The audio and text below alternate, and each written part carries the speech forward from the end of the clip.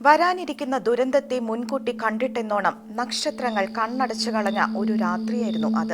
തന്മൂലം പതിവിലും ഇരുട്ടുള്ള കനത്ത രാത്രിയും. 1957 ഡിസംബർ 15 ആ ദിവസം. അന്ന് രാത്രി വാതിൽക്കൽ മുട്ടുകേട്ട് ഫാദർ ജാനസ് ബ്രെണർ എണീറ്റ് ചെന്ന വാതിൽ തുറന്നു. തന്റെ തന്നെ അൾത്താര ബാലനായിരുന്നു അദ്ദേഹത്തിന്റെ മുൻപിൽ ഉണ്ടായിരുന്നത്. അവൻ അദ്ദേഹത്തോട് പറഞ്ഞത് ഇതായിരുന്നു: തന്റെ ഗ്രാമത്തിൽ ഒരാൾ മരണാസന്നനായി കഴിയുന്നു. അയാൾക്ക് അന്ത്യകൂദാശ നൽകണം. സമയം പാതിരാത്രിയായെന്നോ തണുപ്പുണ്ടെന്നോ ഫാദർ ജാനസ് ഗൗനിച്ചില്ല. അദ്ദേഹം വേഗം തന്നെ വേഷം മാറി പുറത്തു വന്നു. തിരുവോസ്തിയും അന്ത്യകൂദാശയ്ക്ക് വേണ്ട തൈലവും കയ്യിൽ പിടിച്ച് അദ്ദേഹം ആ ഗ്രാമത്തിലേക്ക് നടന്നു. താൻ വലിയൊരു അപകടത്തിലേക്കാണ് പോകുന്നതെന്നോ അൾത്താരബാലൻ തന്നെ ഒറ്റുകൊടുക്കുകയായിരുന്നുവെന്നോ ആ വൈദികൻ മനസ്സിലാക്കിയിരുന്നില്ല. രോഗിയുടെ വീടിന് അടുക്കലെത്താറായപ്പോഴേക്കും ഇരുട്ടിന്റെ മറവിൽ നിന്ന് ഏതാനും പേർ അദ്ദേഹത്തിന്റെ മേൽ ചാടി വീണു.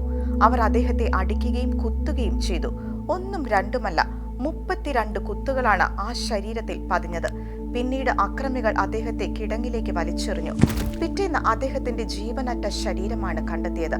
അതിശയമെന്ന് പറയട്ടെ, അപ്പോഴും അദ്ദേഹത്തിന്റെ കയ്യിൽ തിരുവോസ്തി മുറുകെ പിടിച്ചിട്ടുണ്ടായിരുന്നു.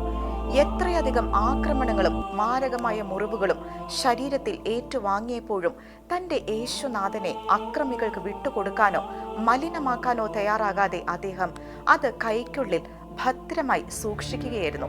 2018 മെയ് 1 ഫ്രാൻസിസ് പാപ്പ വാഴ്ത്തപ്പെട്ട പദവിയിലേക്ക് ഉയർത്തിയ ജാനസ് ബ്രെണറുടെ ജീവിതാന്ത്യത്തെക്കുറിച്ചാണ് നാം ഇവിടെ പറഞ്ഞത്.